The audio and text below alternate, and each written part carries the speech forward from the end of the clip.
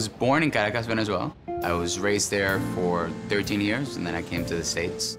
I was born and raised in Dakar, Senegal, and then we came here when I was 11 years old. When I first got here, I didn't speak English, I spoke French, and that was it. I got kicked out of my house when I was 12 years old. Started selling drugs to get by, got arrested multiple times. I've always kind of wanted to cook. It wasn't until I met, his name's Edwin Serna. He was the initial person to believe in me. He taught me real life things, not just in the kitchen, that I apply to this day and I never forget. He's here. We were baking cookies at the beginning of the school year. That's really what culinary arts was all about. And then we got this brand new teacher, Mr. Matzes. With the CCAP program, he brought Mr. Grousman's book, At Home with the French Classics. And it really is what opened my eyes, at least, to how cool food can be. CCAP has always been there for me.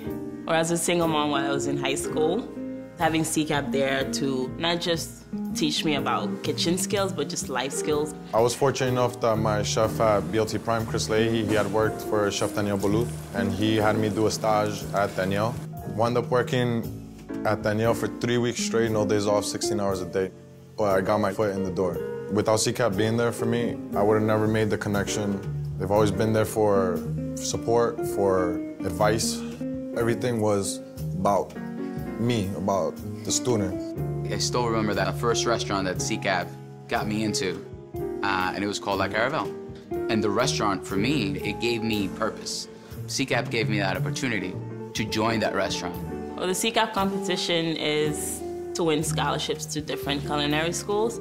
I won a full tuition scholarship to the French Culinary Institute. Because of CCAP, I was able to go to France. With Chef Daniel and CCAP, they partnered up for the scholarship to go to Institut Paul Bocuse.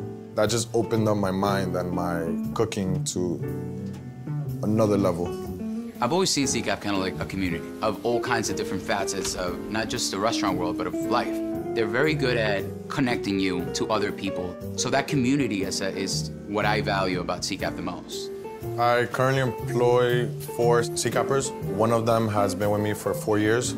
He tells me he wants to pick my brain all the time. I spend a lot of time with them, doing a lot of things that don't particularly entail to my role because I was in those shoes. What CCAP did for me, I want to be able to do that for other people. You know, you can learn technical skills from just about anybody, but it takes that one person to like really make you look at life a little differently. They're able to give you this vision. They're able to give you this feeling. Without CCAP, I think I would have probably been dead. Without their guidance, I think I would have probably went back to my old lifestyle. They've been part of my family. I believe that they are my family.